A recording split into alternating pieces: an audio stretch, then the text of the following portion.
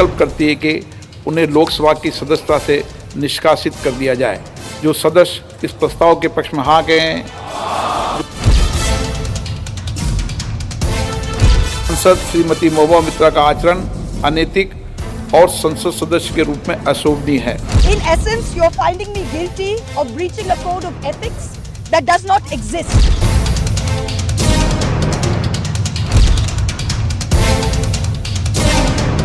ये रुपया गांधी परिवार तक जाता है और उनकी तिजोरी में जाता है। People of this country should think that the power of this BJP is only winning elections and mainly in the heartland states of Hindi and what we generally call as the माफी मांगो माफी मांगो माफी मांगो माफी मांगो। कभी बोलते हैं उत्तर भारत दक्षिण भारत में बांट देते हैं देश को, कभी अलग अलग जाति में बांट देते हैं। What do you want? उनको माफी मांगना चाहिए। सर, ये सब रावण के खानदान के लोग हैं, आसुरी शक्तियां हैं। गौ माता भारत सनातन की पहचान है, मजाक करना बंद करो। सरकार का बयान देना भारत की संस्कृति, परंपरा और भारतीय एकता और अखंडता के खिलाफ।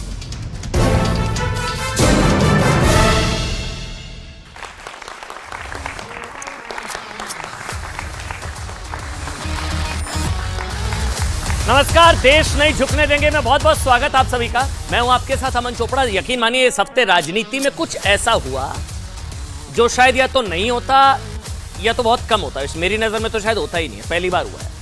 मतलब सत्ता पक्ष ने विपक्ष को जीत का फॉर्मूला दे दिया। प्रधानमंत्री ने राहुल गांधी को बताया कि कांग्रेस कैसे जीतेगी और उसे जीत के लिए क्या करना चाहिए। आप हैरान हो रहे होंगे, 3 राज्यों में हार के बाद विपक्ष को प्रधानमंत्री ने जीत का मंत्र दे दिया। प्रधानमंत्री ने बताया कि हार का गुस्सा निकालने की बजाय 9 साल की प्रवृत्ति छोड़कर सकारात्मकता के साथ आगे बढ़े। मोदी ने कहा कि विपक्ष के पास अभी भी मौका है। अगर वो सकारात्मकता के साथ आगे बढ़ेंगे तो हो सकता है लोगों का दृष्टिकोण विपक्ष को लेकर बदले। लेकिन शायद विपक्ष ने भी मोदी को जिताने की शायद ठान रखी है। मतलब ना हार से सबक, ना मोदी की नसीहत का कोई फायदा। जाति वाला कार्ड, फिर एंटी हिंदू कार्ड, फिर तुष्टीकरण वाला कार्ड, फिर मुफ्त वाला कार्ड, रेवड़ी वाला कार्ड, सब फेल हो गया। अब विपक्ष ने बंटवारा वाला कार्ड चलाया। मतलब डिवाइड एंड रूल विपक्ष का नया टूल। आपको लग रहा होगा शायद इस बात को साबित करने के लिए हमारे पास तथ्य नहीं होंगे। जानते हैं, सबसे एक एग्जाम्पल दूंगा। बहुत सारे बयान है, गौमूत्र वाला प्रदेश, गौमूत्र वाले राज्य, ये सब तो है ही, उत्तर दक्षिण डिवाइड, ये सब। सबसे ताजा और बड़ा उदाहरण तेलंगाना के नए मुख्यमंत्री रेवंत रेड्डी, जिन्होंने मुख्यमंत्री बनने से पहले बिहार के लोगों के खिलाफ आपत्तिजनक टिप्पणी की, बिहार के डीएनए पर सवाल उठाया, बिहार के लोगों को तेलंगाना से कमतर बताया। लेकिन कांग्रेस ने उन्हें बड़ा इनाम देते हुए मुख्यमंत्री बना दिया। उनके शपथ में सोनिया गांधी, राहुल गांधी, प्रियंका वाड्रा, हर कोई पहुंचा। वैसे विपक्ष के नेता नहीं गए, यह भी ध्यान रखने वाली बात है, क्योंकि नीतीश कुमार किस मुंह से जाते? नीतीश कुमार उस नेता के शपथ ग्रहण में किस मुंह से जाते जिसके राज्य पर सवाल वो मुख्यमंत्री खुद उठा रहा है कि बिहार के लोगों के तो डीएनए में प्रॉब्लम है। शायद इसलिए प्रधानमंत्री ने भी कहा कि यह बंटवारे वाली आदत 70 साल पुरानी है और 70 साल पुरानी लत आदत आसानी से नहीं जाएगी। सवाल यह भी कि उत्तर दक्षिण में बंटवारे वाली राजनीति क्या राहुल गांधी और सोनिया गांधी के इशारे पर हो रही है? क्या इसलिए मतलब वोट दिया तो ठीक, वरना वोटर को राक्षस बताने के बाद उत्तर के राज्यों को गाली देकर मोदी से नफरत उत्तर के खिलाफ खुन्नस में तब्दील होती जा रही है? आज हम इसी पर डिबेट करेंगे। यही चर्चा का विषय रहेगा कि मोदी की नसीहत मानकर विपक्ष फितरत बदलेगा या मोदी की 2024 में हैट्रिक की गारंटी पूरी करने के लिए अभी से पूरा विपक्ष जी जान से लग जाएगा। बहुत बहुत धन्यवाद भाई, आप सब ने समय निकाला। आप सभी अपने लिए एक बार तालियां बजा लीजिए।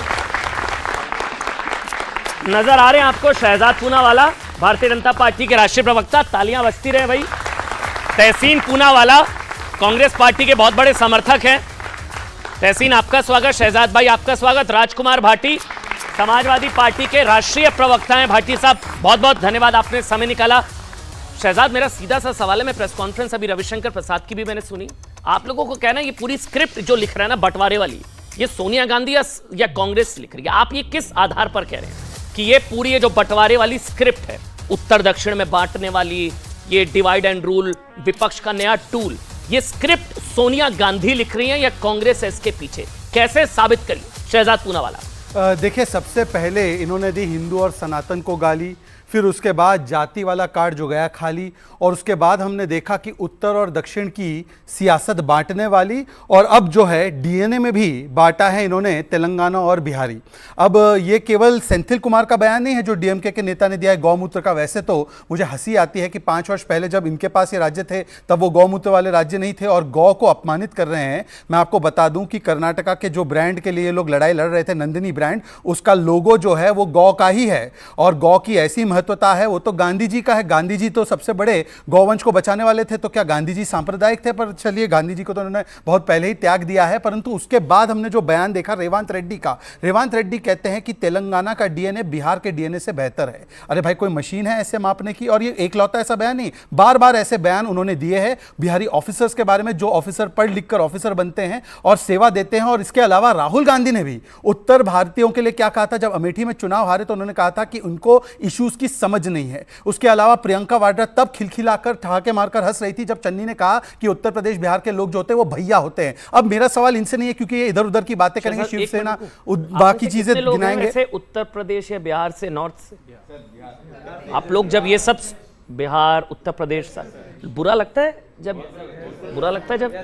आऊंगा आपके पास, तो लेकिन अमन जी सुनिएगा। केवल 10 सेकंड और लूंगा। देखिए, मुझे तहसीन से कोई उम्मीद नहीं है, ये वॉट अबाउटरी करेंगे, ये 60 साल पहले कल चले जाएंगे कि इसने ये बयान दिया, उसने ये बयान दिया। आज मैं राजकुमार भाटी जी से पूछना चाहता हूं, क्योंकि ओबीसी की राजनीति ये करते हैं, उत्तर भारतीयों की राजनीति ये एक प्रकार से करते हैं, तो इनसे मैं पूछना चाहता हूं, कुर्मी जाति या कुर्मी का डीएनए क्या कमतर होता है? क्या उत्तर प्रदेश बिहार से आने वाले लोगों का डीएनए कम होता है? अगर नहीं होता है तो बताइए कि अब कब आप रिश्ता तोड़ेंगे? रेवांत रेड्डी को, अच्छा सबसे बड़ी बात तो ये ओबीसी कर रहे थे, रेवांत रेड्डी को मुख्यमंत्री बना दिया, वहां पर जो उनके दलित समुदाय से आने वाले व्यक्ति है भाटी जी, उनको क्यों नहीं बनाया मुख्यमंत्री? वो सवाल का जवाब नहीं देंगे। आज मेरा सवाल सिर्फ इनसे है कि देखिए, सवाल सिर्फ इतना है मेरा कि डिवाइड एंड रूल विपक्ष का सबसे बड़ा टूल, पर यह बनेगी इनकी सबसे बड़ी भूल, क्योंकि आदि शंकराचार्य दक्षिण से निकले थे तो एक सूत्र में भारत को बांधने का काम किया, और केदारनाथ में उनकी मूर्ति को स्थापित करने का काम मोदी जी ने किया। सेंगोल जो साउथ का, तमिलनाडु का एक परिचायक है उनकी संस्कृति का, आज पार्लियामेंट में उसको स्थापित करने का काम प्रधानमंत्री मोदी ने किया। और आखिरी बात मैं बता दूं,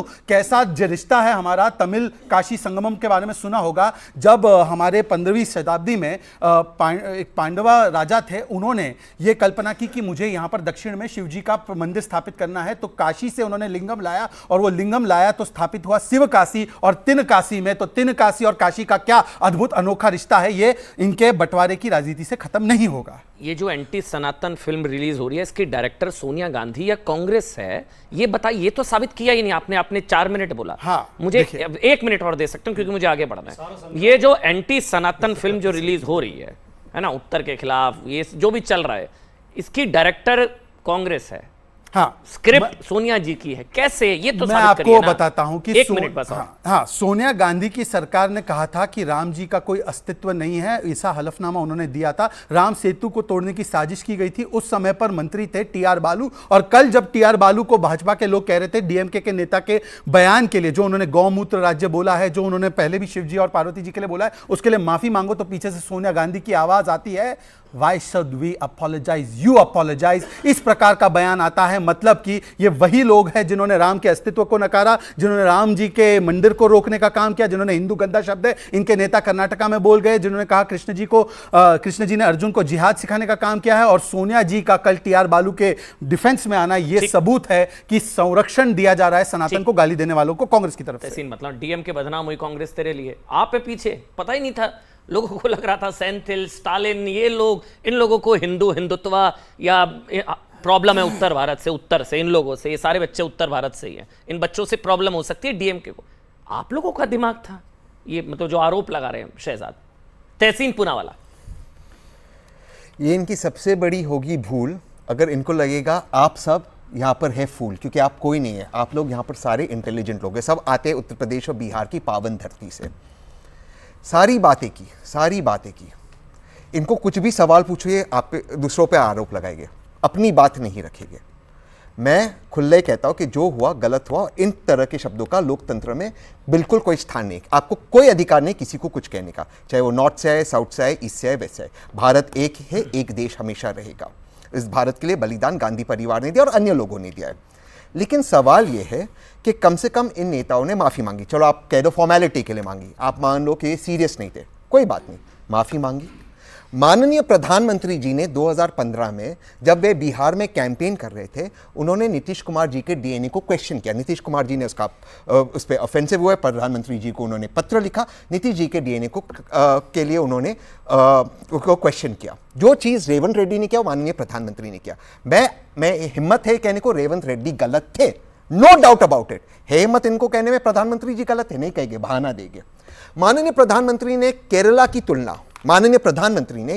तुलना पहले वाले पे पूछ लूं प्लीज। नीतीश पर सवाल, बिहार पर सवाल कैसे? जैसे मतलब मोदी पर सवाल गुजरात पर सवाल थोड़ी ना होता है, ठीक है? अखिलेश पर सवाल यूपी पर सवाल नहीं होता, अमन चोपड़ा पर सवाल पंजाब पर सवाल नहीं होगा, बहुत अच्छा सवाल, तहसीन पूनावाला पर सवाल महाराष्ट्र पर सवाल नहीं होगा। अगर नीतीश जी के डीएनए पर सवाल उठाया तो पूरे बिहार पर सवाल, ये कैसे हो गया? क्योंकि उन्होंने कहा कि नीतीश जी की फितरत है, इनके डीएनए में गड़बड़ है कि ये दल बदलते। अब सुनिए, अगर डीएनए तो नीतीश का डीएनए बिहार का डीएनए अगर हम सबका डीएनए एक है और नीतीश जी का डीएनए बिल्कुल बिहार का डीएनए है, बिल्कुल अगर साइंटिफिकली देखा जाए तो है। और वही बात रेवंत रेड्डी ने कहा और वो गलत था। और यही बात अगर हम प्रधानमंत्री जी की बात करें, अगर हम डीएनए पर आए और प्रधानमंत्री जी की बात को डिफेंड करें, देखिए अमन जी एक मिनट आप पूरा अगर हम अब आप ही बोलेंगे मैं चुप हो जाऊंगा। एक मिनट, ऐसे अगर मोदी को पापी बोला तो पूरे गुजरात को पापी बोला था? ऐसे तो मोदी जी ने कहा था कि गुजरात, मैं पूछ रहा हूं, मोदी को पनौती बोला, पूरे गुजरात को पनौती बोला? अरे पूछ रहा हूं मैं कह रहा हूं गलत है। तो ऐसे नीतीश के डीएनए पे सवाल, बिहार पर सवाल कैसे? तहसीन भाई बोलिए। अब मैं बोलता हूं, यही माननीय प्रधानमंत्री ने, मैं केरला के पहले आऊं, माननीय प्रधानमंत्री ने अपने किताब में लिखी है, ये बातों को आप नोट कीजिए, आप सब यंगस्टर्स है, आप सब प्रोग्रेसिव है, कि मैनुअल स्कैवेंजिंग एक स्पिरिचुअल एक्सपीरियंस है। अब अमन जी कहेंगे या भाजपा के प्रवक्ता कहेंगे नहीं, ये उस समाज का अपमान नहीं है, स्पिरिचुअल एक्सपीरियंस है। ये माननीय प्रधानमंत्री ने अपनी किताब में लिखी, माफी मांगी उसके लिए, मांगी इसके लिए माफी। भाजपा का सबसे पहला गठबंधन 10 सेकेंड और होगा, किसके साथ कंप्लीट करिए आप। भाजपा का सबसे पहला गठबंधन शिवसेना के साथ था। उस मैं पूना से आता हूं, ये भी पूना से आते। उस जमाने में शिवसेना उत्तर प्रदेश और बिहार से जो नौजवान आते थे उनको पीटती थी, मारती थी, भाजपा उनका साथ देते थे। एक बयान दिखा दीजिए, एक भाजपा के लोगों ने शिवसेना से कहा कि गलत है। गठबंधन कब तोड़ा? जब शिवसेना सत्ता में गई। सत्ता जब तक चाहिए थी, भाजपा ने गठबंधन नहीं तोड़ा। मैं आज भी कह रहा हूं आप लोगों से, जो कहा गलत कहा, लेकिन इनको बोलने का कोई अधिकार नहीं। मैं अपनी बात समाप्त करता हूं। हिंदू विरोधी कहते हैं सारी चीजें को। एक लास्ट लाइन उत्तर प्रदेश में जवाब ये देंगे। उत्तर प्रदेश में ये गठबंधन में संजय निषाद के साथ, संजय निषाद जी ने राजा दशरथ और भगवान राम के लिए जो कहा, अगर मैं इस शो पे कहूं, आप, मैं, अमन जी, हम सब अरेस्ट हो गए या नहीं अरेस्ट? उनको बोलो गठबंधन तोड़े। सच्चे भारतीय, सच्चे उत्तर प्रदेश के लोग हैं, सच्चे हिंदू है तो तोड़े गठबंधन। मैं माफी मांगता हूं। अब अमन जी हो गया, अब बीच में नहीं बोलेंगे, अब बीच में नहीं बोलेंगे। आप उनके बीच में एक शब्द नहीं बोले। मैं ये उम्मीद करूंगा तहसीन अब आप बिल्कुल शांत रहेंगे। शहजाद, क्योंकि मुझे भाटी जी के पास उन्होंने बात की, पूनावाला जो उन्होंने बात की कि जो भारतीय दक्षिण भारत से आते हैं उनके विषय में लुंगी उठाओ पुंगी बजाओ की जो बातें की गई थी, वो 1965 से 1970 में महाराष्ट्र में की गई थी। उस समय पर भारतीय जनता पार्टी तो जन्मी भी नहीं थी। भारतीय जनता पार्टी का जन्म 1980 में हुआ था। पर वो परिवार जिसने ये नारा दिया था दक्षिण भारतीयों के खिलाफ, वो ठाकरे परिवार आज इनकी गोद में बैठा है। पूछे इनसे कि आदित्य ठाकरे के साथ क्यों उन्होंने गठबंधन बनाया है। दूसरी बात, जो माननीय प्रधानमंत्री के बयान को इन्होंने ट्विस्ट करके बताया है, 2015 में दिया गया था ना। अगर वो बिहार का अपमान था तो नीतीश जी 2017 में हमारे साथ क्यों आ गए वापस? मतलब बिहार का अपमान उनको स्वीकार्य था सत्ता के लिए।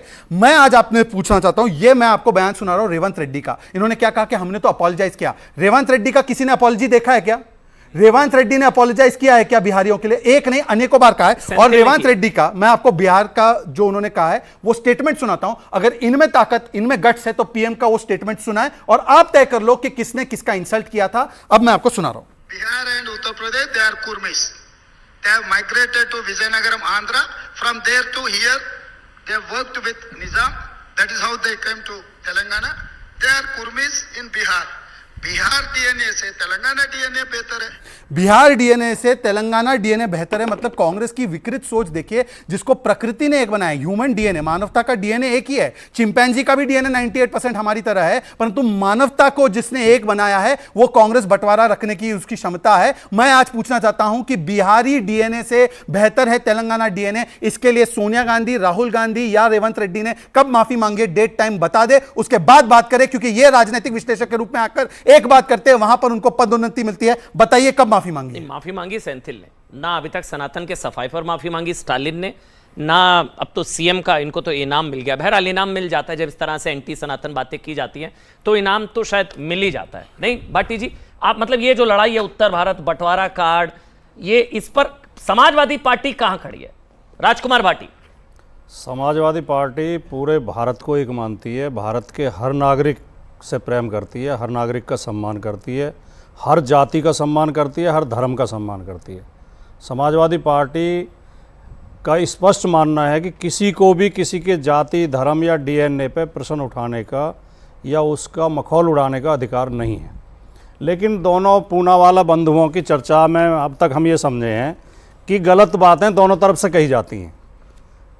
हम दूसरे पक्ष के लोग भी कहते हैं, विपक्ष के लोग भी कहते हैं। आपने जो अमन जी शुरुआत की कि नई बात हुई है, नई बात हुई है, नई बात भारत में अब ये हुई है कि पहले मीडिया सरकार की आलोचना के लिए होता था, अब मीडिया सरकार के बचाव में होता है, अब मीडिया विपक्ष पर सवाल उठाता है। पहला तो परिवर्तन इस देश में ये हुआ है। दूसरा परिवर्तन ये हुआ कि हिंदू धर्म में, वैसे और धर्मों में भी, लेकिन हिंदू धर्म में खास तौर से प्रश्नों का और शास्त्रार्थ का स्वागत किया जाता था। आप सवाल पूछिए, ऋषि जवाब देते थे, महात्मा जवाब देते थे, धर्मगुरु जवाब देते थे। यह धर्म तब तक बहुत सुंदर धर्म था, आज भी सुंदर है, लेकिन इसमें इस तरह की बातें नहीं थी जब तक इस धर्म की व्याख्या धर्मगुरु, महर्षि और विद्वान और विचारक लोग करते थे। लेकिन जब से इस धर्म की व्याख्या बीजेपी के कार्यकर्ता और टीवी के एंकर करने लगे, तब से सवाल उठने लगे ज़्यादा। अब सवाल सुनते ही नहीं कोई। तीसरी बात मैं ये कहना चाहता हूं, एक परिवर्तन ये हुआ कि सरकार की जो विफलताएं हैं उनको भी सफलताएं कह के पेश किया जाता है। सरकार की जो कमियां हैं, सरकार जो आंकड़े हैं, हंगर इंडेक्स में हम लगातार गिर रहे हैं, हम काला धन हमारा लगातार बढ़ रहा है स्विस बैंकों में, देश के ऊपर कर्जा लगातार बढ़ रहा है। जिस दिन मोदी जी ने प्रधानमंत्री पद की शपथ ली थी, भारत के ऊपर 55 लाख करोड़ का कर्जा था, विदेशी कर्जा, आज 200 लाख करोड़ पे पहुंच चुका है। रुपए की कीमत लगातार घट रही है, पेट्रोल डीजल लगातार महंगे हो रहे हैं, बेरोजगारी लगातार बढ़ रही है। लेकिन कहते क्या, व्याख्या किस तरह करते हैं? अभी हंगर इंडेक्स आया, एक केंद्रीय मंत्री स्मृति ईरानी जी संसद के अंदर इतनी गलत बयानी कर रही हैं। हंगर इंडेक्स जो बनता है वो सरकारी आंकड़ों से बनता है, जो सरकार के अपने आंकड़े होते हैं। मंत्री जी कह रही हैं कि वो तो फोन करके 3000 लोगों से पूछते हैं, मेरे बाबू ने खाना खाया, और नहीं खाया तो हंगर इंडेक्स में गिर गए। भाटी जी, मैंने आपको मतलब इतनी गलत बयानी, और किसी मीडिया ने सवाल नहीं उठाया। मैं 15 सेकंड में केवल ये बता दूं आपको, फिर मैं एक सवाल लूंगा। सरकारी आंकड़ों में हमारे बच्चों का वजन कितना है जो पैदा हो रहे हैं, हमारे मृत्यु दर क्या है, कितनी आयु तक लोग जी रहे हैं, लंबाई क्या है, उसकी जो है क्या पोषण मिल रहा है, जो हम खा रहे हैं उनमें पोषक तत्व कितने हैं, इससे हंगर इंडेक्स तय होता है। इससे नहीं होता कि आज खाना नहीं खाया तो भूखों में नाम लिख दिया। तो इस तरह की गुमराह करने वाली बातें चल रही है। अब मैं भाटी जी इन्हें समझने की जरूरत है। अमन जी एक सवाल जवाब दे दूं इसका, तुरंत जवाब। अच्छा चलिए आप बोलिए। भाटी जी ने 2-3 अच्छी बातें की, मैं इनसे पूछना चाहता हूं कि इन्होंने हंगर इंडेक्स की बात की, बहुत अच्छी है। हंगर इंडेक्स में जहां पर हम खाना भेजते हैं, मतलब अफगानिस्तान और श्रीलंका, वो हमसे ऊंचा है, उस हंगर इंडेक्स की तो बात ये मान लेते हैं। अरे मान्यवर, फिर बता दीजिए ना, अगर धर्म की व्याख्या करने की इतनी इजाजत है, हिंदू धर्म में है, बिल्कुल है, तो आप बताइए, जब स्वामी प्रसाद मौर्य कहते हैं कि हिंदू धर्म ही धोखा है, जब वो मां लक्ष्मी के बारे में इस प्रकार की आपत्तिजनक टिप्पणी करते हैं, तो आपने तो उनको पदोन्नति दी, परंतु क्योंकि इतनी धार्मिक आजादी होनी चाहिए। एक सेकंड, जनरल सेक्रेटरी बना है, एक सेकंड, परंतु मैं इनसे पूछना चाहता हूं कि यदि हिंदू धर्म में इतनी कुरीतियां हैं और उसको इतना आप डिस्कस करते हैं, एक बार बोल दीजिए कि इस्लाम धर्म में भी ये सारी कुरीतियां हैं। ट्रिपल तलाक का कानून सुप्रीम कोर्ट ने पारित करने के लिए कहा और उसके ऊपर खिलाफ उसके आदेश किया, तो सुप्रीम कोर्ट की बात को नहीं मानते और ट्रिपल तलाक के कानून के खिलाफ इन्होंने प्रदर्शन किया। बताइए कि वहां पर आपकी बोलती क्यों बंद हो जाती है? मतलब वोट बैंक के लिए आप हिंदू धर्म को तो गाली देंगे, आपकी हिम्मत है तो एक बार व्याख्या कीजिए दूसरे धर्मों के देवताओं पर, दूसरे धर्मों के पैगंबरों पर, वहां पर क्यों चुप हो जाते हैं? भाटी जी आप बताइए ना। एक सेकंड दूसरी बात नहीं, सुन लीजिए, आपके बीच में नहीं, सुन लीजिए, पर बोला जाएगा। अब मैं इनसे बोलना चाहता हूं कि ये तो बहुत अच्छी बातें गिनवा रहे। 14, 17, 19, 22 और 23 के लोकल पोल में सारे मुद्दे उन्होंने गिनवाए और जनता ने हम पर विश्वास किया। समाजवादी पार्टी को तो मौका नहीं दिया, तो जनता क्या इन विषयों को समझती नहीं है? और आपके नेता क्या विषय उठाते हैं? इनके शफीकुर रहमान बर्क बोलते हैं कोरोना इसलिए हुआ क्योंकि शरिया के कानून में बदलाव किया गया। इनके अखिलेश यादव कहते हैं कि ये वैक्सीन जो है वो बीजेपी की वैक्सीन है। बताइए, आपने ये मुद्दे अखिलेश यादव के मुंह से कभी सुने हैं? कभी अखिलेश यादव, शफीकुर रहमान बर्क, एसटी हसन साहब ने कभी भी ये गिनवाया हो कि चलिए आज चर्चा करते हैं बेरोजगारी पर इसलिए नहीं कर सकते क्योंकि ये छोड़कर गए थे तो 18% बेरोजगारी थी, आज उत्तर प्रदेश में 2% बेरोजगारी है। ये चर्चा इसलिए नहीं कर सकते क्योंकि जब ये उत्तर प्रदेश छोड़ के गए थे तो माफियाओं का, डॉन का वहां पर एक प्रकार से किस प्रकार से आतंक था। आज माफिया और डॉन इतने आतंकित है कि वो क्या तख्ती उठा के बोलते कि हमें जेल में डाल दीजिए, हमें बाहर नहीं रहना। ये बदलाव उत्तर प्रदेश में हुआ, इसको मानिए। अब तो यूपी से बुलडोजर राजस्थान भी जा रहा है शायद, लेकिन भाटी जी एक सवाल मैं ले रहा हूं क्योंकि आपने एंकरों की भूमिका पर भी सवाल उठाया, मीडिया, मैं उसमें नहीं बोला क्योंकि मैं सफाई नहीं देना चाह रहा, मैं सफाई नहीं देना चाह रहा भाटी जी, मैं सफाई देना नहीं चाह रहा, मैं इसलिए उस पर आ रहा हूं। क्या होता है भाटी जी, जब सवाल ना पूछे जाए या मीठे मीठे सवाल पूछे जाए तब तक मीडिया बहुत पसंद आता है। स्वामी प्रसाद मौर्य का भाटी जी प्रमोशन हुआ था रामचरितमानस को नफरती ग्रंथ बताने के बाद। जहां तक मैं आपको जानता हूं व्यक्तिगत रूप से आप बहुत सम्मान करते हैं हिंदू ग्रंथों का, कई बार आपसे बात हुई है, लेकिन आपकी पार्टी के नेता स्वामी प्रसाद मौर्य का प्रमोशन हुआ, उनको पदोन्नति दी गई रामचरितमानस को नफरती ग्रंथ बताने के बाद। यह क्या सोच अलग है उससे जो सनातन की एचआईवी से तुलना करते हैं? राजकुमार भाटी, पहले मैं उनका जवाब दूंगा जो शहजाद भाई ने सवाल उठाए, क्योंकि फिर वो रह जाएंगे और लोगों को लगेगा कि यही सच बोल रहे हैं, हम पे जवाब नहीं है। पहली बात तो मैं पूछना चाहता हूं, आप में से कोई बच्चा उसका पढ़ाई कर रहा है पत्रकारिता की, कम्युनिकेशन की कोई पढ़ाई कर रहा है? नहीं। पत्रकारिता में पढ़ाया जाता है पत्रकार की भूमिका विपक्ष के नेता जैसी होती है, संपादक विपक्ष का नेता होता है, उसका पहला कर्तव्य है, पहली ड्यूटी है सरकार से प्रश्न पूछना। मैं प्रश्न पूछने पर कतई ऐतराज नहीं कर रहा, मैं कह रहा हूं ये कहां पढ़ाया जाता है? ये Samajwadi party school of journalism है क्या सर? ये कहीं नहीं पढ़ाया जाता सर।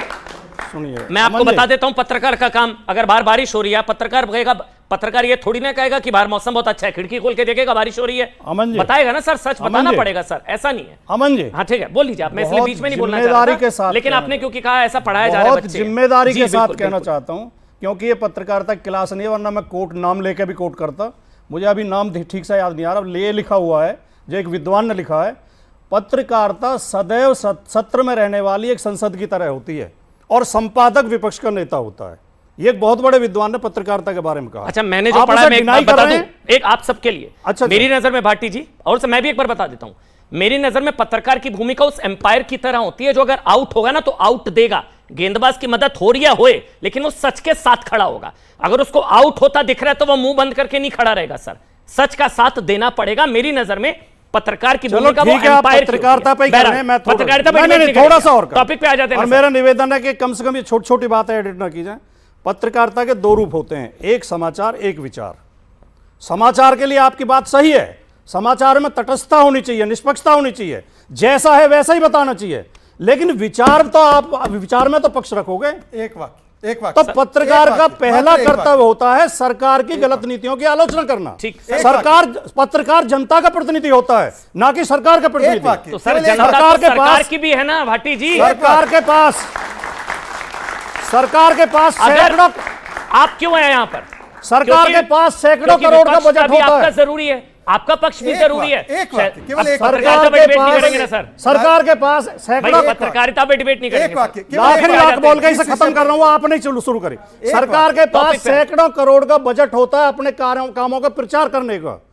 अगर पत्रकार भी वही काम करेगा तो फिर उसे बजट की क्या जरूरत है? चलिए सर, मैं फिर इसका भी जवाब दूंगा, लंबी हो जाएगी। टॉपिक पे आ जाते हैं, चलिए जल्दी से। नहीं, लेकिन मैंने आपके जवाब कहां दिया? मैंने आप दीजिए, पर इस पे एक वाक्य। इन्होंने कहा कि संपादक जो होता है वो विपक्ष के नेता की तरह होता है और समाचार, विद्वानों ने कहा, विद्वान कह गए यार, ये तरीका भाटी जी, मैंने संपादक न्यूज रूम से बैठकर कैबिनेट अमन जी कृपया जाते हैं जल्दी से, प्लीज प्लीज। इन्होंने कहा कि एक विद्वान कह गए कि समाज जो संपादक होते हैं वो विपक्ष के नेता की तरह होते हैं और समाचार और विचार ये दो अंश होते हैं। तो मुझे बताइए कि जब कुछ संपादक मंत्री कौन बनेगा ये तय कर रहे थे तो ये समाचार था, ये विचार था, ये आचार और दुराचार था। बताइए वो बुर्खा लगाकर जो पत्रकारिता करते थे और मंत्री कौन होगा आपकी सरकार में वो तय करते थे। आपको याद है ना वो टेलीफोन कॉल्स, रेडियो टेप्स याद है कि नहीं याद है? वो कौन सी पत्रकारिता थी और वो कौन से संपादक थे? अब आप पॉइंट पर, क्योंकि तहसीन के पास मुझे जाना, एक बार बताइए।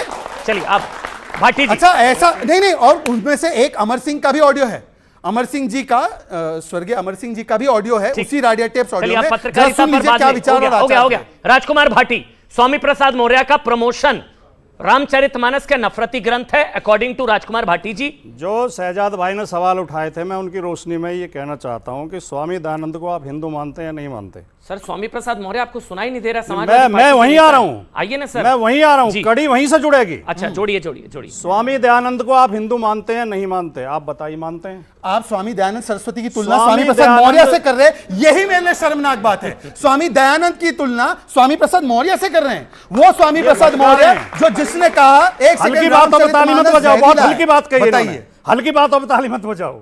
नहीं, आपके भाड़ी की ऑडियंस नहीं है मान्यवर, ये आपके कार्यकर्ता नहीं है कि आपके कहने पर ताली बजेगी। सम्मानित लोग, तो वही मैं कह रहा हूं, भाड़े के बता रहे हो। ऐसा है इतने सम्मानित लोगों को भाड़े के बता रहे हैं। ऐसा है, सुनिए, बहुत शर्मनाक बयान है। स्वामी दयानंद सरस्वती की तुलना वो स्वामी प्रसाद मौर्य से कर रहे हैं। लोगों को भाड़े का स्वामी प्रसाद मौर्य की तुलना स्वामी दयानंद सरस्वती से कर रहे हैं। बताइए तहसीन के पास जाना सर। स्वामी प्रसाद क्या रामचरितमानस नफरती ग्रंथ है? रामचरितमानस में महिलाओं के लिए और शूद्रों के लिए अपमानजनक बातें लिखी हुई हैं। महिलाओं के लिए आप पूछ लेना, पहले इसी पर डिबेट कर लो बेशक। नहीं सर, बहुत घंटे 2 घंटे कर लो। तो ये इतना विवेचना, रामचरितमानस में महिलाओं के लिए और शूद्रों के लिए अपमानजनक बातें लिखी हुई हैं। उन्हें 2 दर्जे का नागरिक बताया गया है, उन्हें नीच बताया गया है। वो जो चौपाई आप बार बार जिक्र करेंगे, 10 चौपाई सुना सकता हूं। वही बात है ना, एक चौपाई का 10 चौपाई का अंश और उस चौपाई। रामचरितमानस ये कहती है, भ्राता पिता पुत्र उर्गारी पुरुष मनोहर निर्खत नारी होई बड़ी विकल, प्रॉब्लम है रामचरितमानस। होई विकल सक मन ही न रोकी। इतना आप इस्लाम के बारे में बोल सकते हैं कि यहाँ पर इसमें मुझे प्रॉब्लम है? मैं मुसलमान हूँ। अरे एक पढ़ दीजिए ना। मैं मुसलमान हूँ, हिंदू क्या पढ़ता हूँ, हिंदुओं ने क्या कुरान पढ़ता हूँ, मैं नमाज पढ़ता हूँ। कोई क्या मतलब उसमें क्या लिखा हुआ है? मैं जिस धर्म से संचालित होता हूँ मेरी जिम्मेदारी उसकी बनती है। मुझे क्या फर्क पड़ता है बाइबल में क्या लिखा हुआ है, कुरान में क्या लिखा हुआ है? हिंदू धर्म बाइबल और कुरान का ये दोनों रामचरितमानस को नफरती बता देना, आपका भी प्रमोशन हो जाएगा। आपने सवाल पूछा, मैं जवाब दे रहा हूं और जिम्मेदारी के साथ दे रहा हूं। इस पे सुनिए, एक सेकंड, नहीं 10 सेकंड, नहीं अमन जी 10 सेकंड। इन्होंने कहा कि मैं अपने धर्म पे व्याख्या करूंगा। स्वामी प्रसाद मौर्य तो बौद्ध है, तो वो क्यों बोल रहे हैं इस पर? एक सेकंड, अरे स्वामी प्रसाद मौर्य पे बात चल रही थी। अमन जी बीच में बोल रहे हैं। अमन जी रोकिए। मैं फैक्चुअली करेक्ट हूं ना? स्वामी प्रसाद मौर्य व्याख्या किसी कर रहे हैं? रामचरितमानस की। और रामचरितमानस का यत्र नार्यस्तु पूज्यन्ते रमन्ते तत्र देवता, ये कहां से आया? ये उसी मनुस्मृति से है। आप सिलेक्टिवली कोट करेंगे, ऐसे सिलेक्टिवली कोट करेंगे तो कुरान में भी बहुत सारी आयतें हैं जिसको आप सिलेक्टिवली कोट करेंगे तो गलत लगेगा। पर कुरान पे बोलने की हैसियत नहीं है, केवल हिंदू धर्मों पे और हिंदू धर्म के टेक्स्ट पे बोलने की हैसियत है, क्योंकि वोट बैंक की राजनीति। अमन जी ये हकीकत है, ये हकीकत है। चलिए तहसीन के पास जाना है। हाँ बोलिए। मेरा जन्म एक हिंदू परिवार में हुआ। और स्वामी जी का? हमारे घर में जब कोई भी शुभ कार्य होता है, जी का बताइए। हमारे घर में जब भी कोई शुभ कार्य होता है तो वक्रतुंड महाकाय सूर्यकोटि समप्रभ निर्भय कुर्म देव सर्व कार्येषु सर्वदा बोला जाता है। बहुत अच्छी बात। हम जब यज्ञ करते हैं ओम भूर्भुवः स्वः तत्सवितुर्वरेण्यं भर्गो देवस्य धीमहि धियो यो न प्रचोदयात् बोलते हैं। हम जब कलावा बांधते हैं तो येन बद्धो बलि राजा तेन येन बद्धो बलि राजा दानवेंद्रो महाबल तेन तो हम प्रतिबद्धा रक्षे माचल माचल। तो भाटी जी आपको इंडी गठबंधन में घुटन होती है? सुनो, आप तो इतने बड़े वाले हिंदू हैं, घुटन होती है जब सनातन के सफाई की बात की जाती है। लेकिन दुर्भाग्य क्या है हमारा कि जो इनमें से किसी मंत्र का उच्चारण नहीं करते, जो कोई संस्कार नहीं करते, वो हमें हिंदू धर्म की शिक्षा दे रहे हैं, क्योंकि ये बीजेपी कार्यकर्ता हैं। हिंदू धर्म की ठेकेदारी बीजेपी ने ले ली है। मुझे दी है, आप बीजेपी के कार्यकर्ता, इसके अलावा आपकी क्या योग्यता है बताइए? आप कैसे हिंदू के बारे में मुझसे चुनौती दी है? स्वीकार लीजिए। मैंने वेद पढ़ा है, मैंने रामायण पढ़ी है, मैंने मनुस्मृति पढ़ी है, मैंने महाभारत पढ़ी है। अमन जी, अब ये सांप्रदायिक काल पे आ गया। एक सेकंड,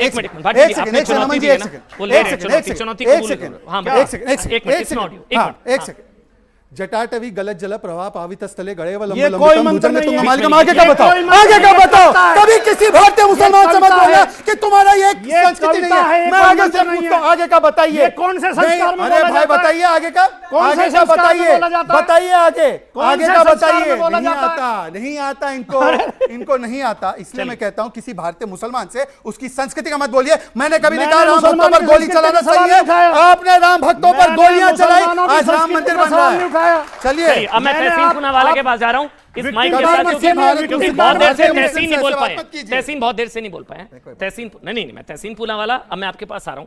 ये जो बार बार आरोप लगता है कि कांग्रेस पार्टी असल डायरेक्टर है, ये एंटी सनातन, एंटी हिंदू, ये तुष्टीकरण की जो पिक्चर रिलीज हो रही है। कल जब टीआर बालू भी संसद में बोलने खड़े तो सोनिया गांधी उनके बचाव में आई। क्या डीएमके के नेताओं के बचाव में सोनिया गांधी का खड़ा होना 24 में मदद करेगा या नुकसान? तहसीन पूनावाला, जो भी बोला गया था, मैं शुरुआत से कह रहा हूं, अब भी कह रहा हूं, गलत था। लेकिन भाजपा के पास कोई नैतिक अधिकार नहीं किसी से सवाल पूछने का। मैं इसके आपको कॉन्क्रीट उदाहरण देता हूं। देखिए, दिलीप घोष बाबूजी, आप लोग सब गूगल कीजिए, आप सब विद्वान हैं।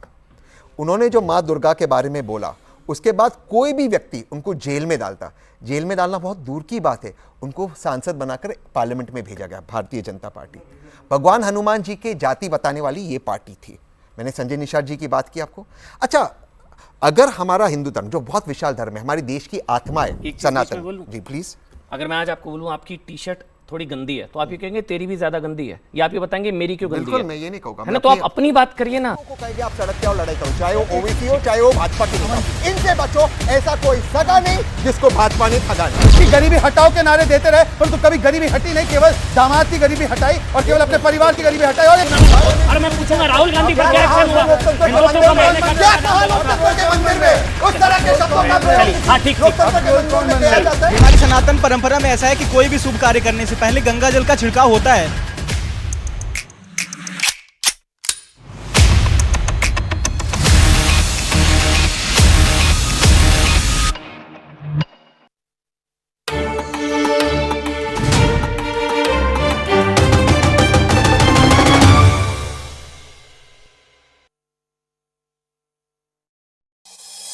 चर्चा के दौरान बीजेपी सांसद हिना गावित ने कहा, एथिक्स कमेटी ने महुआ मोइत्रा का पक्ष सुना, महुआ मोइत्रा ने सदन की गरिमा को तोड़ा।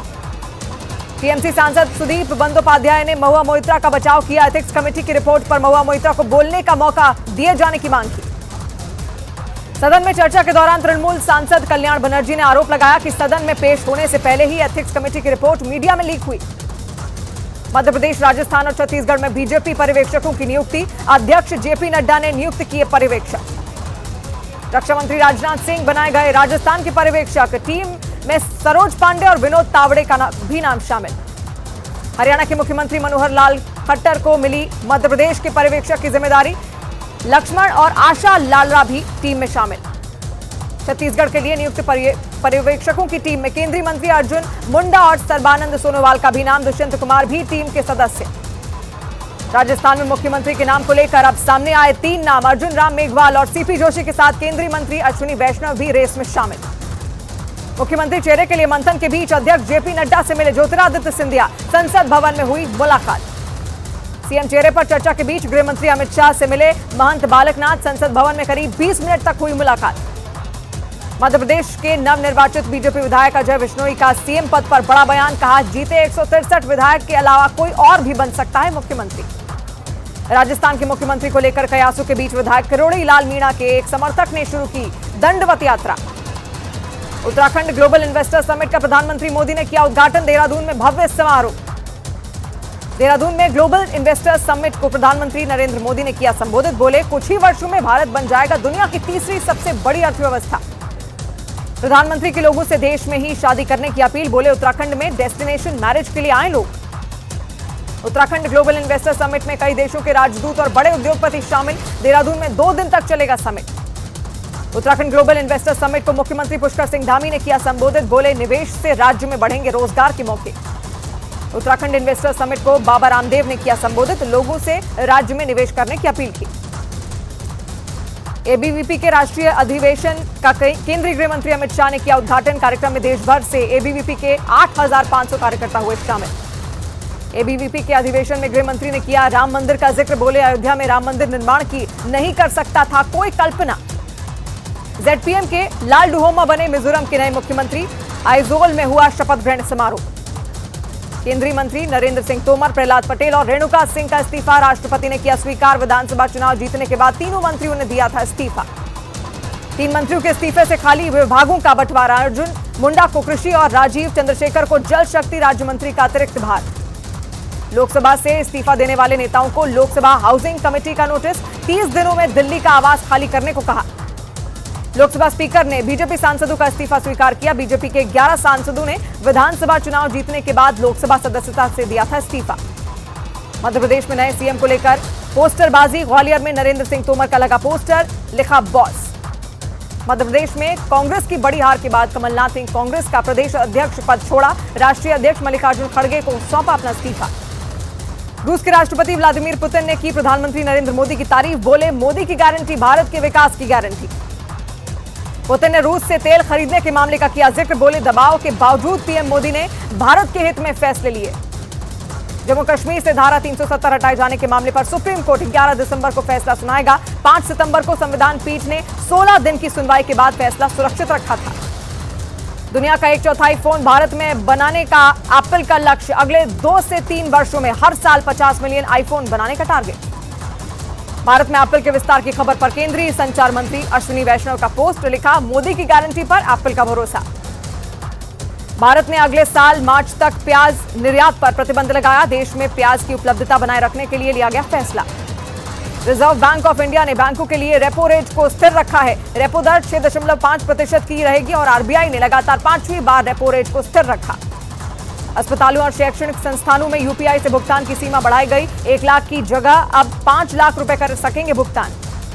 कांग्रेस से राज्यसभा सांसद धीरज साहू के ठिकानों पर आईटी रेड। बीजेपी नेता प्रकाश जावड़ेकर ने कांग्रेस पर हमला बोला। कहा, कांग्रेस का भ्रष्टाचार से पुराना नाता है।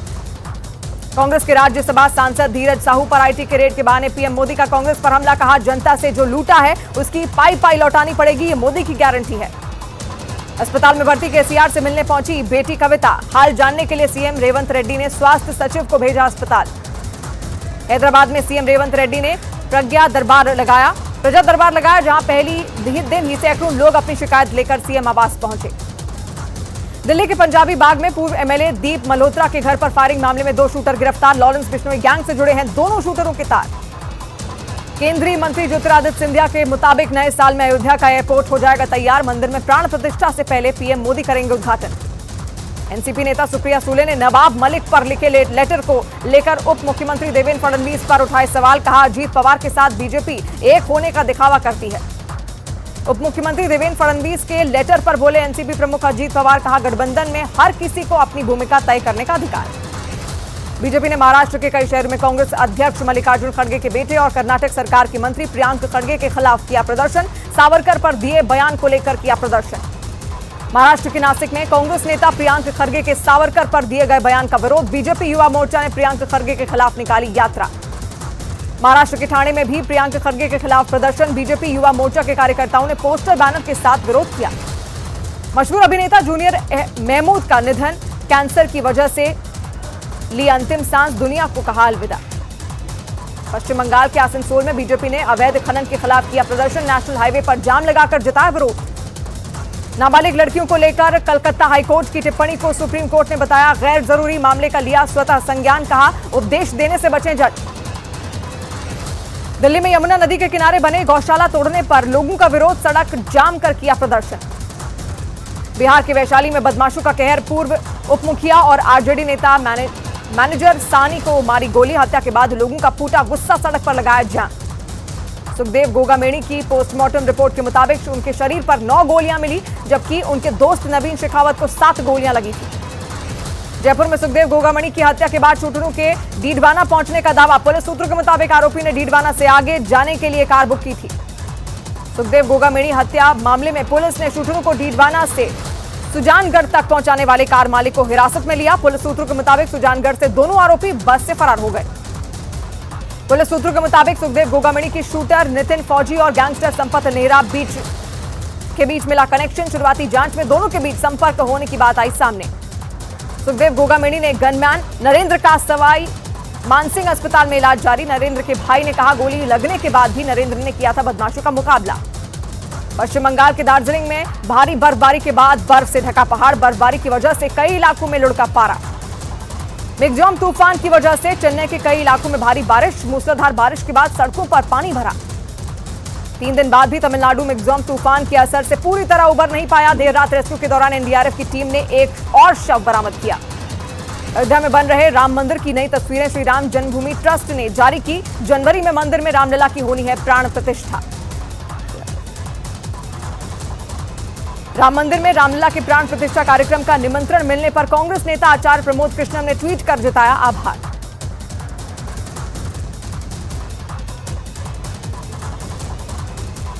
झारखंड के सिमडेगा में विकसित भारत संकल्प यात्रा निकाली गई, जिसके तहत 2202 आयुष्मान भारत कार्ड जारी किए गए और 6776 लोगों को सुरक्षा बीमा योजना से जोड़ा गया। जम्मू कश्मीर के राजौरी में विकसित भारत संकल्प यात्रा ढूंढी नौसेरा ब्लॉक में पहुंची। कार्यक्रम के दौरान लोगों को सरकार की योजनाओं की जानकारी दी गई। जम्मू कश्मीर के उधमपुर जिले की घोरड़ी पंचायत पहुंची विकसित भारत संकल्प यात्रा। कार्यक्रम के दौरान लोगों को सरकार की योजनाओं के बारे में बताया गया। पश्चिम बंगाल के मुर्शिदाबाद मेडिकल कॉलेज में 24 घंटे में 9 नवजात की मौत। मेडिकल कॉलेज ने जांच के लिए मेडिकल बोर्ड का गठन किया।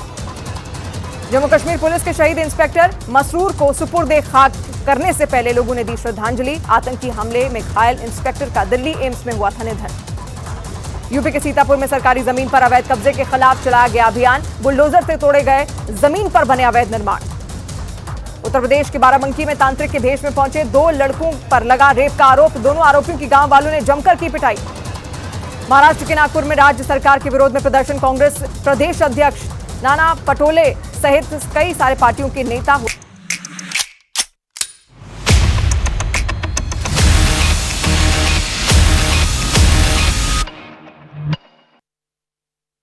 तहसीन भाई, आपके नेता ऐसा क्यों बयान वो देते हैं, इसलिए आप देते हैं? मैं बिल्कुल बीजेपी से सीखते हैं आप? बिल्कुल नहीं, बीजेपी से कुछ नहीं सीखना है। एक चीज लाइफ में सीखो, बीजेपी से कुछ नहीं सीखना, क्योंकि ऐसा कोई सगा नहीं जिसको भाजपा नहीं ठगा नहीं। कुछ मत सीखो इनसे। अब मैं आपको आगे की बात बताता हूं। ये क्यों धर्म की बात पर आते? हिंदू धर्म हमारी देश की आत्मा है। क्यों ये हम धर्म की बात करते? क्योंकि भाटी जी ने साइंटिफिक सवाल उठाया मैल न्यूट्रिशन का। जो हमारे देश में बच्चे पैदा होते, इन्होंने कैसा मैनिपुलेट किया? बांग्लादेश, अफगानिस्तान, न जाने सीरिया, कौन से देशों का नाम लिया।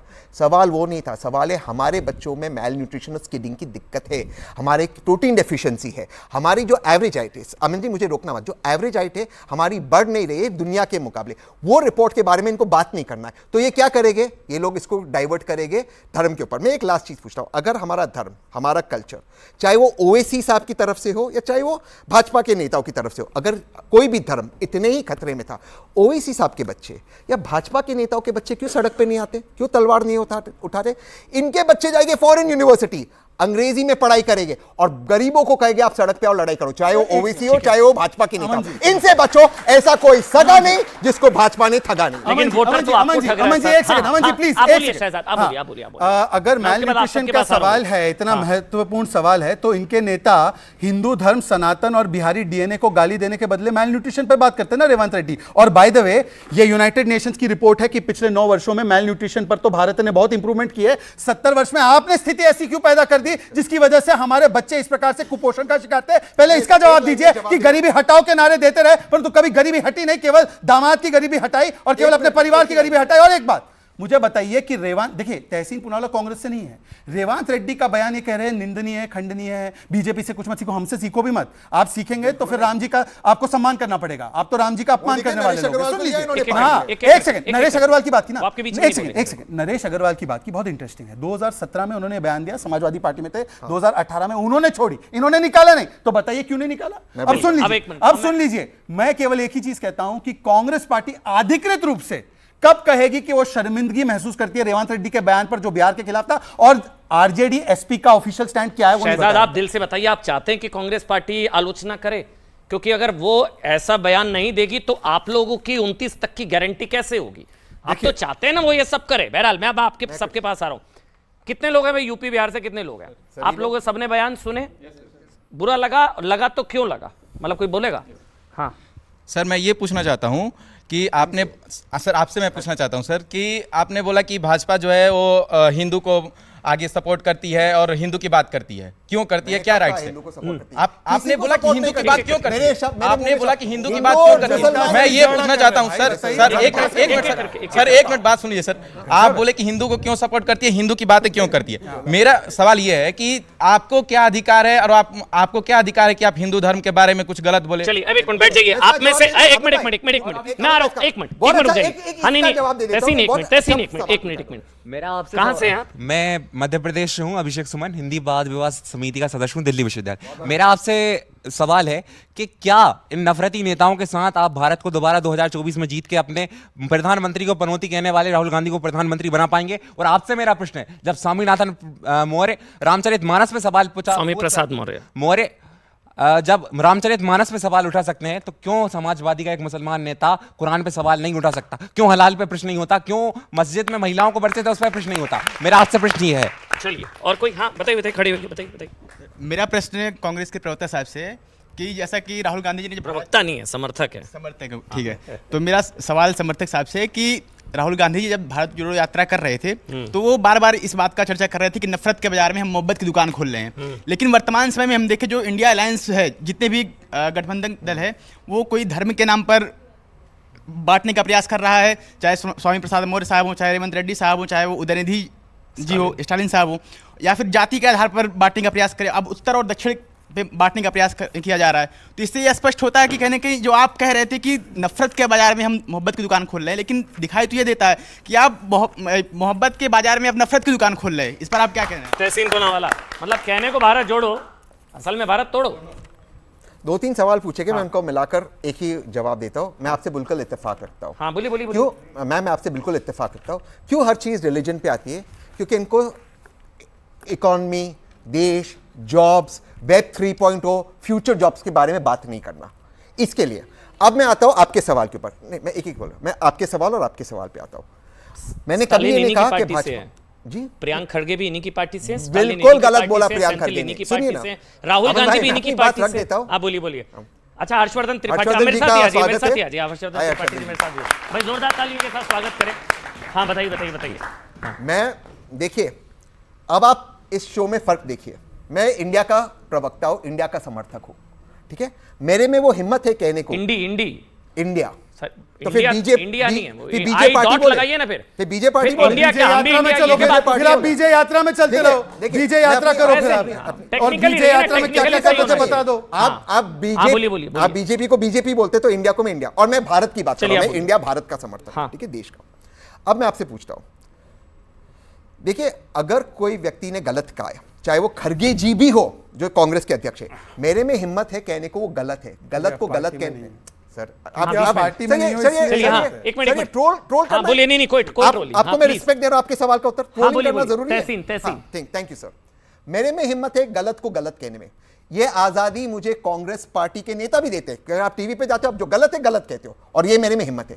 इनमें हिम्मत नहीं है। चल ये कर, मैं आपको फैक्चुअल कहता हूं और आपसे मैं अपनी बात समाप्त करता हूं। जो हिंदू मुसलमान में जो उत्तर और दक्षिण में बांटने की बात होती, माननीय प्रधानमंत्री जी ने कहा कि केरला सोमालिया से पीछे है मेल न्यूट्रिशन के, बच्चों के इन्फेंट मोर्टेलिटी में। माननीय प्रधानमंत्री ने कहा, ना केवल ये गलत बयान था, स्टेटिस्टिकली भी ये गलत बयान था।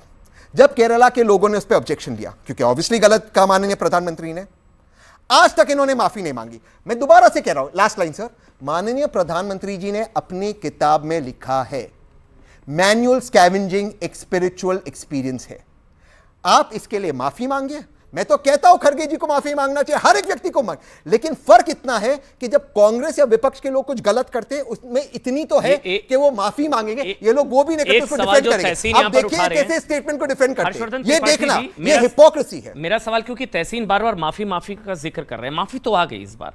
अब वो कहने को कहा जा सकता है कि 3 राज्यों के नतीजे ऐसे नहीं होते तो शायद माफी भी नहीं आती, क्योंकि सनातन के सफाई पर नहीं आई, HIV पर नहीं आई, सनातन की HIV से तुलना पर नहीं आई, हिंदू आतंकवाद पर नहीं आई, लेकिन ये गौमूत्र वाले राज्य वाले पर माफी। रमेश बिदूरी ने माफी मांगी सर। हाँ, ये अगर चुनाव के नतीजे ऐसे नहीं होते, सनातन के सफाई वालों का सफाया ना होता, तो क्या ये माफी आती? हर्षवर्धन त्रिपाठी सर बहुत देर से जुड़े, एक बार बोलने दीजिए ना, बोलने दीजिए ना। रमेश बिदूरी पे एक्शन हुआ, तहसीन पूनावाला, अरे मैं पूछूंगा राहुल गांधी पर क्या एक्शन हुआ? हिंदुत्व का मारने का क्या कहा लोकतंत्र के मंदिर में? उस तरह के शब्दों का प्रयोग हाँ ठीक ठीक। लोकतंत्र के मंदिर में किया जाता है। ये ट्रोल कौन है? एक मिनट, अब ट्रोल कौन है? अब एक मिनट, तहसीन भाई एक मिनट बोल, तहसीन डबल स्टैंडर्ड्स की ये एक मिनट हाँ प्लीज। हर्षवर्धन त्रिपाठी। देखिए अमन जी, मुझे बड़ा आश्चर्य हो रहा है, इस देश में सबसे पुरानी और सबसे लंबे समय तक सत्ता में रहने वाली पार्टी, उसने दक्षिण का मैदान छोड़ दिया, जो लोग सनातन को गालियां दे रहे थे। और मैं ये ऐतिहासिक संदर्भों के साथ आपको बता रहा हूँ।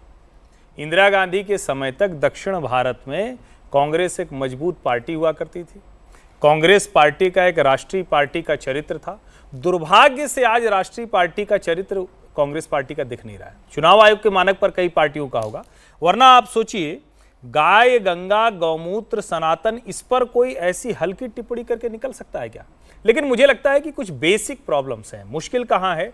जब इस देश में 2%, 2.5%, 3% की तरक्की हो और उसको हिंदू ग्रोथ रेट कह दिया जाए, कैसे हो सकता है? कैसे संभव है कि आपको हर उस चीज में भारत, भारतीय संस्कृति, भारत की विरासत उसके साथ जोड़ना है? इस बार और जब मांग ली ना, नहीं, कहां माफी मांगी? मैं वही कहने जा रहा हूं। अगर माफी मांगी होती तो वो माफी उदय निधि स्टालिन की तरफ से आई होती।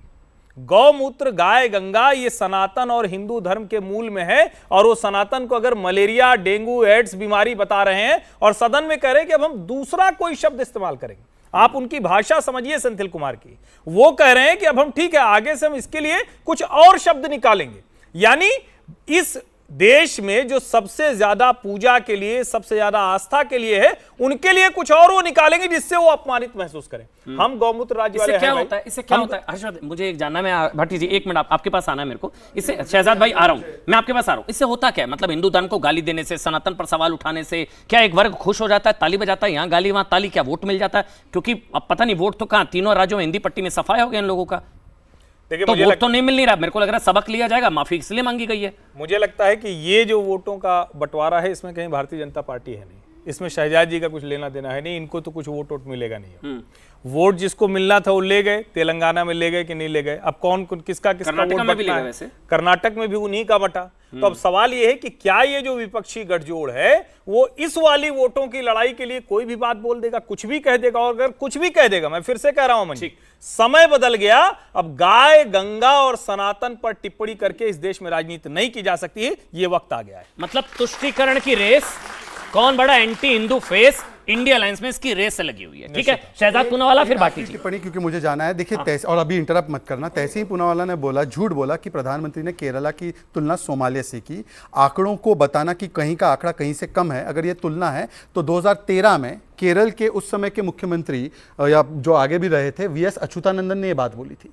अब तहसीन पूनावाला बताइए, अगर ये केरल का अपमान है तो आपने उनके साथ गठबंधन क्यों किया है? और 2013 तब तो ये छोटे नहीं थे, तब भी ये उम्र उनकी अच्छी खासी थी, कांग्रेस की उम्र भी अच्छी खासी थी, तो उन्होंने तब उसके ऊपर ऑब्जेक्शन क्यों नहीं किया? आज ये इसलिए ला रहे हैं। देखिए, मैं वाटर बाउटरी को हिंदी में क्या कहते हैं मुझे नहीं पता, परंतु मुझे बताइए कि रेवांत रेड्डी पर माफी नहीं मांगी, जब इन्होंने कहा कि मंदिर जाने वाले लड़की छेड़ते उस पर माफी नहीं मांगी। अभी इनके इंडी नेता ने, आम आदमी पार्टी के नेता बोलेंगे दिल्ली पुलिस से अरेस्ट करवा दो, उन्होंने कहा कि मंदिरों में महिलाओं का बलात्कार होता है, ये उनके नेता ने कहा है, गौतम जी ने, पर उसके ऊपर भी ये लोग शर्मिंदगी नहीं महसूस करेंगे। तिलक पर सवाल उठाए, रामचरितमानस को जहरीला कहा, ये सारे बयान एक के बाद एक दिए गए, किसी ने माफी नहीं मांगी, उल्टा प्रियंक खड़गे और खड़गे जी ने समर्थन दिया है। और इसीलिए आज जो सनातन को देगा गाली, उसको करनी पड़ेगी जगह खाली। इस बार तो माफी आ गई ना शहजाद, इस बार तो माफी आई ना। किस पे? सेंथिल की माफी आई ना इस बार पे माफी, वो भी आधी अधूरी आई। और जहां तक रेवांत रेड्डी का, मैं बार बार कह रहा हूं, रेवांत रेड्डी ने जो कुर्मी जाति को लेकर और जो बिहारियों को लेकर कहा है ना, इन्होंने कहा कि हम रेवांत रेड्डी से रिश्ता नहीं रखेंगे, ना इन्होंने कहा रेवांत रेड्डी ने किस समय पर, किस स्थिति पर,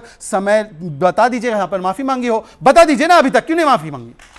माफी मांगी है क्या? भाटी जी, रेवांत रेड्डी अब तो तेलंगाना के मुख्यमंत्री हैं, जो सवाल उठा रहे हैं बिहार के डीएनए पर, तो वो आप लोग रिश्ता रखेंगे? मतलब जो शहजाद का सवाल भाई है, को इस बात की बड़ी पीड़ा है कि कुर्मियों के डीएनए पर सवाल उठाया, यादवों के खिलाफ टिप्पणी की, ओबीसी के खिलाफ क्यों टिप्पणी की? ओबीसी से इन्हें बड़ी मोहब्बत है। लेकिन जब इनकी पार्टी के मुख्यमंत्री, जब एक ओबीसी मुख्यमंत्री ने, अखिलेश यादव ने 2017 में मुख्यमंत्री आवास खाली किया था, तो इनके मुख्यमंत्री ने उसे गंगा जल से और गौमूत्र से धुलवाया था कि यहाँ एक जो है शूद्र जाति का व्यक्ति यहाँ रहा था, इसमें ये अपवित्र हो गया। हाँ, अरे आपको पता नहीं है? अरे कुछ भी बात है, क्या बात? ये तो विधानसभा में सवाल उठा है, ये विधानसभा में सवाल उठा है। अच्छा, विधानसभा में योगी आदित्यनाथ से पूछा गया जवाब दे रहे हैं कि आपने गंगा जल से और गोमूत्र से क्यों धुलवाया था? मुझे जहां तक याद है, एक मिनट, मुझे हम शुद्ध हैं? अखिलेश यादव ने मुझे उस वक्त, मुझे जहां तक याद है भाटी जी, मुझे जहां तक याद है पीड़ा नहीं हुई। उस वक्त शायद टोटी चोरी का आरोप लगा था, ये वाला शायद फैक्ट मुझे नहीं बढ़िया खेल रहे हो। जो गंगा जल से घर को पवित्र कराने की बात है, हाँ। हम हिंदू लोग कभी भी अपने घर में, अगर नए घर में भी जाते हैं या अपना गृह प्रवेश करते हैं, तो गंगा जल से तो पवित्र करते हैं। योगी आदित्यनाथ किसी का की घर वजह नहीं से कतई नहीं करते। वो योगी जी का घर नहीं है, किसी की वजह से कतई नहीं करते। हम किराए के भी घर में जाते हैं तो भी यही काम करते हैं। अब मुझे लगता है कि रीति रिवाज परंपरा को, और योगी आदित्यनाथ तो वैसे भी मठ के सन्यासी है, वो तो उनके रोज के जीवन में होगा। ये तो है भाई, हम भी गंगा जल का छिड़काव तो सब करते हैं शायद भाटी जी। नहीं, इनकी हर बात का समर्थन करोगे? नहीं त्रिपाठी जी, नहीं आप बता दीजिए, आप लोग नहीं करते भाई? करते हैं ना गंगा जल का अपने घर में तो करते हो, सभी करते हैं अपने घर में तो करते हो। एक मिनट बच्चा कुछ बोलना चाह रहा है, जल्दी सर। हमारी सनातन परंपरा में ऐसा है कि कोई भी शुभ कार्य करने से पहले गंगा जल का छिड़काव होता है। हाँ, हमारी आपकी सनातन परंपरा में ऐसा ही है। ऐसा है हमारी आपकी सनातन परंपरा में है भाई, इनसे पूछो इनकी में है या नहीं। ठीक है, बहुत बहुत शुक्रिया तहसीन पूनावाला, शहजाद पूनावाला, राजकुमार भाटी जी आपका, और हर्षवर्धन त्रिपाठी देरी से जुड़े बहुत बहुत धन्यवाद सर आपका, खासकर आप सबका भाई बहुत बहुत शुक्रिया, आप सबसे समय निकाला। 23 में श्राप क्या 24 में साफ रहेगी नजर।